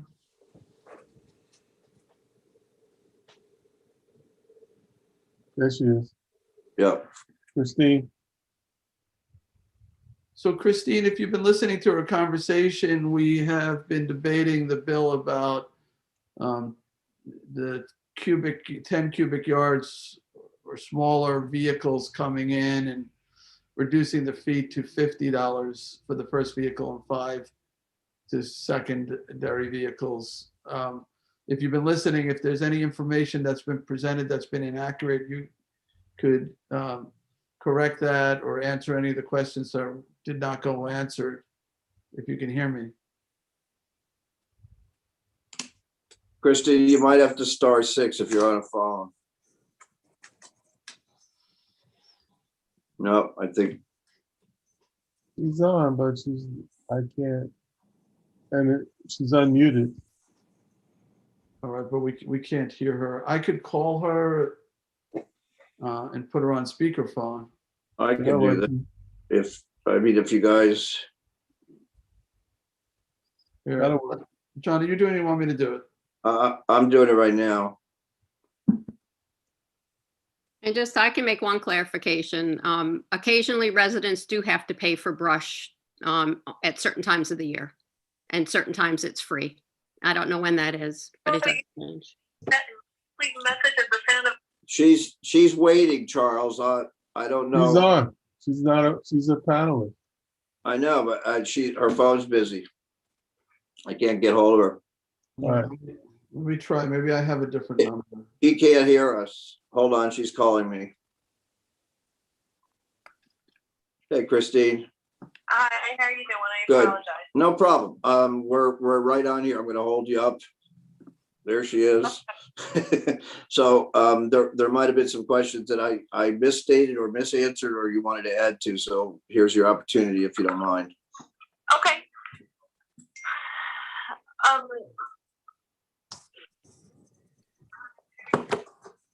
The transfer stations have. Yes. Can you guys hear her? Yes. Yeah. Yep. Yeah. Everyone can hear you. Go ahead, Christine. There's 2 amnesties for the transfer station for brush, spring and fall.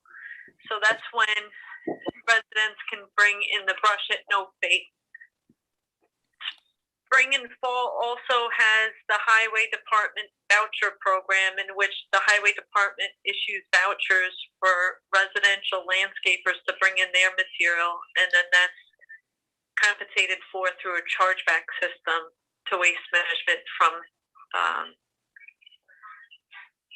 sorry, there's an echo going on in the,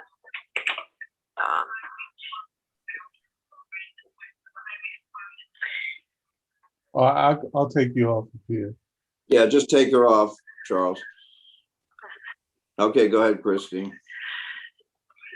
so those are how we operate the 2 commercial, the voucher programs.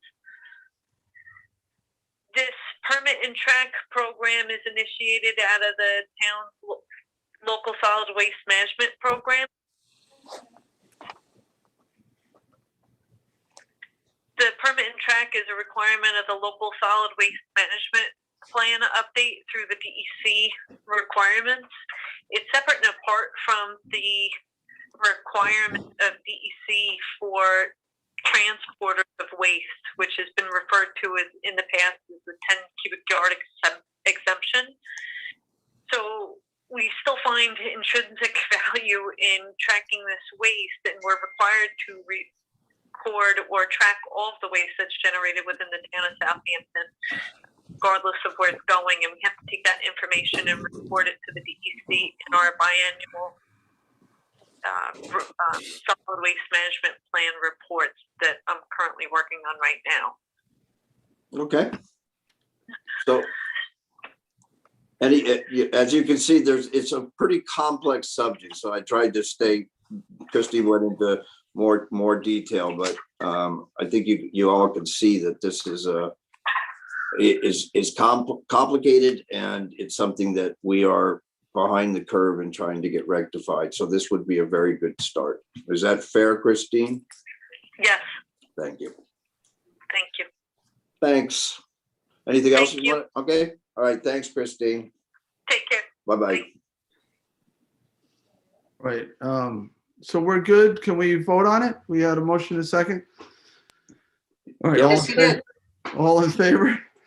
Aye. Aye. Okay. Thank you, board. Thank you, John. That's approved. Thank you, John. Yeah. All right. All right, Town Board Resolution 259 of 2021, recall and amend Town Board Resolution 2021-71. Second. Seconded by Councilman Bouvier. All in favor? Aye. Aye. Aye. Approved. Town Board Resolution 2021-260, to reject bids for stop program household hazardous waste removal. Second. Seconded by Councilman Martell. All in favor? Aye. Aye. Are we going to be doing this springtime? Approved. I can't answer that. We had to reject this bid. You know, there's some other issues that were going on with household hazardous waste programs, and I don't have an answer for you, but Okay. I can get one. Okay. All right, 261 of 2021 amends the 2020 budget for various departments. Second. Seconded by Councilman Bouvier. All in favor? Aye. Aye. Approved 262 of 2021 amends 21 adopted budget and transfer from capital project stormwater management. Second. Seconded by Councilman Scavone. All in favor? Aye. Aye. Aye. Approved. Town Board Resolution 263 of 2021, amend the 2021 adopted budget for the Hampton Bays Water District. Second. Seconded by Councilwoman Lofstad. All in favor? Aye. Aye. Approved. 264 of 21 amends 2021 adopted budget for police department vehicles and equipment. Second. Seconded by Councilman Scavone. All in favor? Aye. Aye. Approved. 265 of 2021 amends the 2021 through 25 capital budget for the Nathaniel Rogers House. Second. Seconded by Councilman Bouvier. All in favor? Aye. Aye. Approved. 266 of 21 amends the 21 through 25 capital budget for the shuttle bus. It's a senior shuttle bus. Seconded by Councilwoman Lofstad. All in favor? Aye. Aye. Approved. 267 of 21 amends the 21 through 25 capital budget to consolidate trustees bulkhead repairs. Second. Seconded by Councilman Martell. All in favor? Aye. Aye. Approved. Rick, you have now circulated the replacement resolution, right? The amended resolution for the one we passed over earlier. Mhm. Is it that easier what to- Len is here for? I believe so, yes. In case there's any further clarification. Did everybody receive it? Are you doing it as a substitution or an amendment? I think I'm going to do it as a substitution. Is that okay, Sunday? Yes, that would be easier actually if you did Okay. that. All right, so you want to do that right now? Okay. You've put the financial impact together and everything? Yep, everything's on the resolution. Okay, so you're gonna make a motion to substitute resolution, what's the number on it? Well, it was 249 of 2021. It gave it the same number. All right, that's a problem. We're gonna have to do it as an amendment, not a substitution. You can't substitute the same number. It'll be indistinguishable. So let's just do it as, we're gonna make an amendment, and the amendment is shown on the new resolution. Okay, Sunday? So as a I'm motion, just gonna exchange it. We'll we're type, gonna exchange put it. it in. Yeah, Exactly, so. that's fine.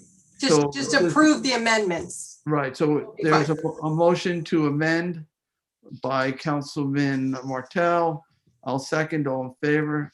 Aye. Aye. Now we have the amended resolution that has the 5 trucks and all the costs associated with the 5 trucks. And Len, you're here. That's all coming out of highway capital? Pay as you go? Some pay as you go. Yeah, it looks like it's all coming out of pay as you go. He switched it around. That's what he did. So Okay, it's not unappropriated reserves. This is right. out of his capital line? Mm-hmm. Yeah, well, pay as you go transfer. It's a general fund transfer in. It's coming from the general fund into highway? Well, that's where the source of funding comes from. Yeah, we transfer money from the general fund, we put it into capital, and then you can spend it. Right, but it's being spent on highway, which is part town. I'm sorry, it's transferred from the highway operating fund into the highway capital fund. Thank you. So it's coming out of highway operating. Okay. Yes. I have a question about the number of trucks. How many, 5 trucks represents what percentage of the fleet? Does anybody know that? I'm, okay. Yeah, I don't know. All right. It's funny. I did know how many pieces of equipment they have, but I'm Well, not remembering it right at this moment. It's come up before though, so. That's a good question for the highway superintendent. Okay, Jason, you want me to reread the resolution? You can just reread the title, that's fine. So there's a motion to approve as amended, resolution. Go ahead. 249 at 2021, authorized the purchase of 5 2022 Freightliner dump trucks from Trucks Incorporated using the Town of Islip contract. Is there a second to approve as amended? Second. Seconded by Councilman Bouvier, all in favor? Aye. Aye. Thank you. Approved. All right, so we're at 268 of 2021, amends the 21 through 25 capital program for prior funding projects. Second. Seconded by Councilman Martell, all in favor? Aye. Aye. Approved, that's all. Oh, House. sorry. Okay. That was seconded by Councilman Martell. Thank you. All right, 269 to 21, authorized expenditure from park donation restricted account. Second. This is seconded by Councilman Bouvier. It's for donation, $1,518. right, to purchase a tree, I believe, a native Yeah. red bud tree in Bridgehampton. Okay, all in favor? Aye. Aye, Going across from the candy kitchen. excellent. And all that good work that's been done there. It's gonna look really nice. Number 270 of 2021, authorized purchase order encumbrances 2020 through 2021. Second. Seconded by Councilman Scavone, all in favor? Aye. Aye. Approved. 271 of 2021, authorized transfer from town police restricted account Second. for the Explorers program. All in favor? Aye. Aye, approved. I did have a second on that one, right? I believe Tommy John. it was Tommy John, yes. Tommy John, yeah. Thank you. 272 of 21, increase annual salary of Edward Thompson, Environmental Facilities Manager. Second. It's a $5,000 increase that came at the request of his supervisor. Seconded by Councilman Bouvier, all in favor? Aye. Aye. Approved. Congratulations. 270. Before you say that, he's gonna earn it. Yeah, They no, have a lot of work going on there and they're he does. really, and he does a good job. He does. 273, 2021, reappoints Michelle Lamole Gray to the Ethics Board. I had actually thought we had done this already, but Michelle was unable to get in within the 30 days to take the oath. oh, That's why you're reappointing her. thank you, Sunday, for that clarification. So I am not going crazy. No, you're not. I thought we had done this. Okay. All right. So did I have a second? Not yet. Second. Second. From Councilman Scavone, all in favor? Aye. Aye. Approved. 274, 2021, resolution of adoption amending Chapter 140 Community Preservation Fund of the Town Code, Southampton Town Code to update the Town of Southampton Community Preservation Project Plan. We held a hearing on this. Second. Seconded by Councilman Bouvier, all in favor? Aye. Aye, approved. We have a couple like this, 275 of 2021, resolution of adoption amending Chapter 140 Community Preservation Fund of the Southampton Town Code to update the Town of Southampton Management and Stewardship Plan. Second. Seconded by Councilman Scavone, all in favor? Aye. Aye, approved. One more. 276 of 2021 authorizes the adoption of the Town of Southampton Community Preservation Project Plan for 2021. Second. Seconded by Councilman Bouvier, all in favor? Aye. Aye, approved. 277 to 21, 2021 part-time salaries. Second. Seconded by Councilman Bouvier, all in favor? Aye. Approved. 278 of 21 appoints Margaret O'Rourke Corwin to minibus driver position in senior services transportation. Second. Seconded by Councilwoman Lofstad. All in favor? Aye. Aye. Approved, and congratulations. 279 of 2021. It's a notice of public hearing on the acquisition of lands of Green Star Enterprises, Inc., RI Monterey Oaks Corp., and Robert Tucci, Eastport, and amends the CPF management and stewardship plan to include those properties. Second. Seconded by Councilman Bouvier. All in favor? Aye. Aye. Approved. 280 of 21 is a notice of public hearing on the acquisition of lands of Teresa A. Bauer, Revocable Trust, Flanders, amending the CPF management and stewardship plan to include those properties or that property. Is there a second? Seconded by Councilman Schiavone. This hearing, like the other, is March 23rd. It's Tuesday at 6 p.m. All right, all in favor? Aye. Aye. Town Board Resolution 2021-281 is a notice of public hearing to consider accepting the grant of open space in connection with the subdivision map of Edge of Woods Parkside North Sea. Second. Seconded by Councilman Lofstad. All in favor? Aye. Aye. Approved. Mr. Supervisor, Town Board Resolution 282 and 285 of 2021, I would like to table for the time being for some updates to the board and clarifications. All right, so we'll do them one at a time. So Councilman Martell is making a motion to table, I'm assuming to the next meeting, 282 of 2021. I will second. All in favor? Aye. Aye. All right, so that one is tabled to our next meeting. And is the next one? So let me read the next one is also sponsored with Councilwoman Lofstad. We'll be removing this one. We'll be tabling 283.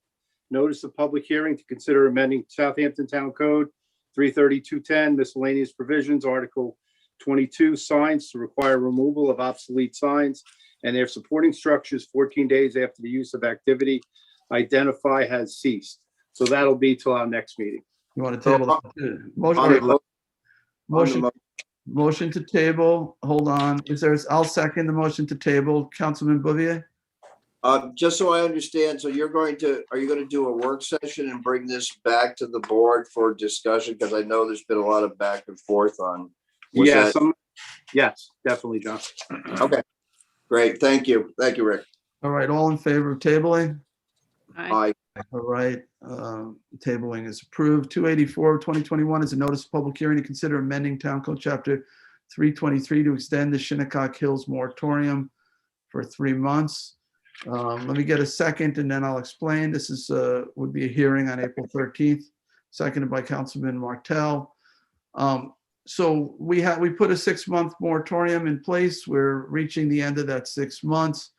We are making progress. We now have a town archaeologist who's advising us. I had a meeting just yesterday with her and Jim, and we're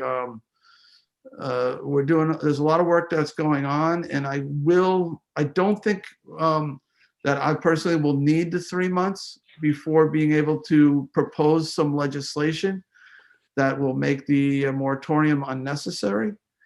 So 3 months, I think, is ample. I do not expect this to go beyond 3 months, but I think it's a good chance that it'll be less than 3 months. But when the legislation is proposed in terms of what needs to be in our code to greater protect these cultural resources, and particularly burial sites, I'm sure there'll be a ample and healthy debate regarding that. But we are making I think some excellent progress.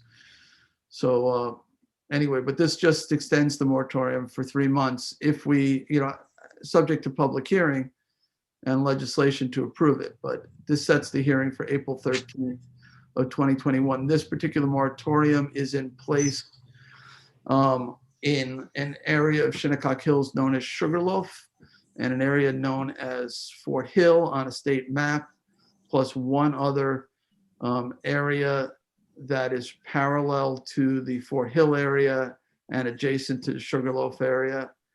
The rules are different, but basically all new homes in the Fort Hill area require archaeology before they can move forward. And in the other area, the more sensitive area, all building permits that require excavation need to do some archaeology before they start, doing the excavation during this moratorium period. All right, so I had a second. All in favor? Aye. Aye. Approved. 285, we took out of order. We covered that one already. That was the last one. That was the last one. So now we're gonna go to the walk-on packet. All right, so the first of the walk-ons, which we added to our agenda, 35642, accepts the transfer and gift of a portion of the former RDC Associates LTD property East Quogue to the Community Preservation Fund program. Second? Seconded by Councilman Lofstad. All in favor? Aye. Aye. Approved. 36030, resolution amending award for Community Preservation Fund water quality improvement project funds. Second. Second. Seconded by Councilman Bouvier. John, do you know what that change is? That was a change in, hold on. Sag Harbor, it's This is the Mashhashemuit Park Bio. There was a name on there. filter, yeah. There was a name on there that shouldn't have been on, I think, or they didn't want to be on, if I recall. Okay, so we're just changing the project sponsor a little bit. Yeah, They're still being awarded the 62,900. Okay. yes. Yeah, the project sponsor was incorrectly named. Okay, fair enough. So all in favor? Aye. Aye. All right, approved. The third one, 36031, authorizes the supervisor to sign a 2021 contract with Messiano Consulting, Inc. for grant writing assistance. Second? Seconded by, I'll go with Councilwoman Lofstad. All in favor? Aye. Aye. Approved. The fourth one, 36032, identify authorized agents to work with Dime Community Bank, formerly known as Bridgehampton National Bank. Second. Seconded by Councilman Martell. All in favor? Aye. Aye. Approved. Number 5, 360.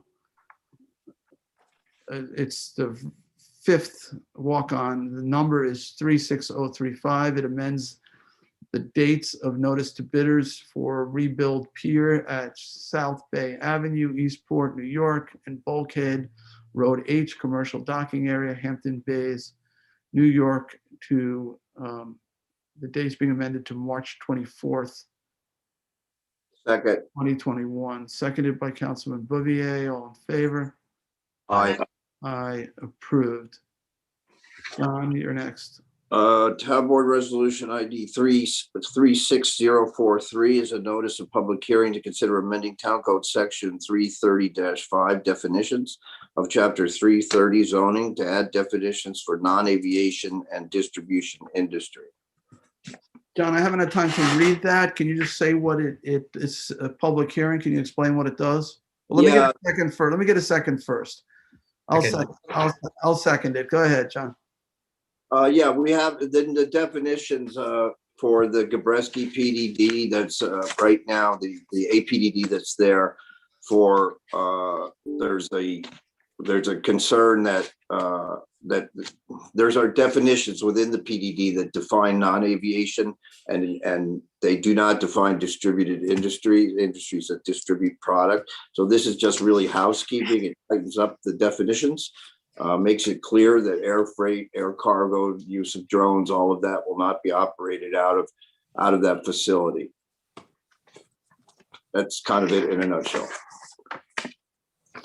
Okay, and we already have agreement though with the Amazon proposal that they will covenant that the business operations will not include air cargo, right? Or drones. Yes. That's correct.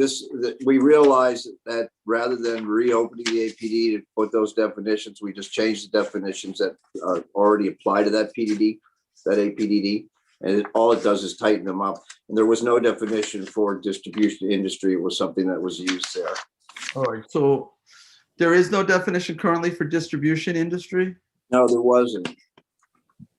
And No, it was very, you can see it on what we added. So what we added, you'll see that there was no previous definition for it. So we added an industry primarily engaged in the activity of distributing items by ground, produced offsite and warehouse sorted on premises to then be delivered to a consumer who has ordered the item or product via the internet, phone, catalog, or other similar means. This definition shall not be construed to mean that the primary delivery of products or goods to the distribution industries via air cargo, air freight, or drone activities and or similar methods for secondary delivery to a consumer by ground or any other means listed above is a permitted activity. And then we tightened up the and I probably misspoke. I believe there is a definition for distribution industry, but this was the amendment to it. And then for non-aviation, we added the absence of aviation-related uses conducted on or in relation to or in connection with the use of a premises, including but not limited to air freight, air commercial, air cargo, or drone deliveries and or activities. So there's a concern in the area on the west end here that that the Amazon activity would lead to commercialization of the airport. And this obviously ties into the issues that we have with noise pollution. Some of the flight paths, commercial traffic would really, really change the quality of life, particularly for those people living in and around and near the airport. So this just tightens up that definition. It makes it very clear that this is not something that was considered in the AP. So, right, so it sort of expands in a sense. So normally when we think of an aviation business might be one that, let's say, repairs planes or has something to do with airplanes. We're also saying here that aviation business, anything that used air cargo as part of its operation would also be aviation. So that would not be allowed. Yes, as well as drone delivery and any use of air cargo freight in or out as part of that distribution industry. Okay. All right. I guess we're concerned about drone deliveries. Is that really happening? I am. It is happening in some communities, and it's in beta testing and by some companies. So it is a valid concern. I think in this case, however, because it is an operating airport, it would probably be unlikely just by FAA regulations. But right. Because the community is concerned, I thought it's a good thing to set up these definitions, to tighten them up, to make it clear that this is not a door that's opened to that particular application. In some ways, looking forward to the day that the drone appears on my front porch with a package, but I understand that there may be some noise concerns there. I'm hoping it actually leads to less noise and less air. Well, see, I'm leaping ahead. I'm looking forward to the day when there's a transporter in everyone's home and you can just order delivered directly. So there you go. You're a Star Trek fan. I still like getting deliveries from humans. Yeah, I don't want that either. I agree with you, actually. Enjoy it while it lasts. Well, but the reality too here is that, look, we have a terrible problem with traffic, and the more vehicles we can take off the roads, the better. So if there's a way to, get people the goods they need with less vehicles on the road, and as long as we can manage the community impacts, then, that might be a wave of the future. But I just, because that's something sort of new to me, like I know the concern about Amazon has been air cargo, and I share the same concern, obviously, that would add significant noise pollution to that area. But the drone thing, if you want to add that to it, it's part of the bill. Well, you will debate it, I guess, when we hit the floor, when it hits the floor for the public hearing. So I just wanted clarification there. So, all right, so this is on 06043. to set the public hearing for April 13th. We had a motion in a second, so I'll call the vote. All in favor? Aye. Aye. And- Thank you, board. Sure. All right, and we are now, what's the next one? 7. This is 36045, 2021 request for proposals for New York State Department of Environmental Control Brownfield Cleanup Program for remedial site investigation at the former Damascus landfill site. Second. Second by Councilwoman Lofstad. All in favor? Aye. Aye. Approved. And the next one is, I think this is the last one, correct? Correct. All right, this is 36099. It's warrant number 5, capital number 5, CPF number 5, and payroll liability. Second. Seconded, was that Councilman Bouvier? I Yes. think, all right, all in favor? Aye. Aye. Approved. All right, we have reached the end of the agenda. Is there any other business? Seeing none, I'll make a motion to adjourn. Second. Seconded by Councilman Scavone. All in favor? Aye. Aye. We are adjourned. Everybody be safe, be well. We'll see you.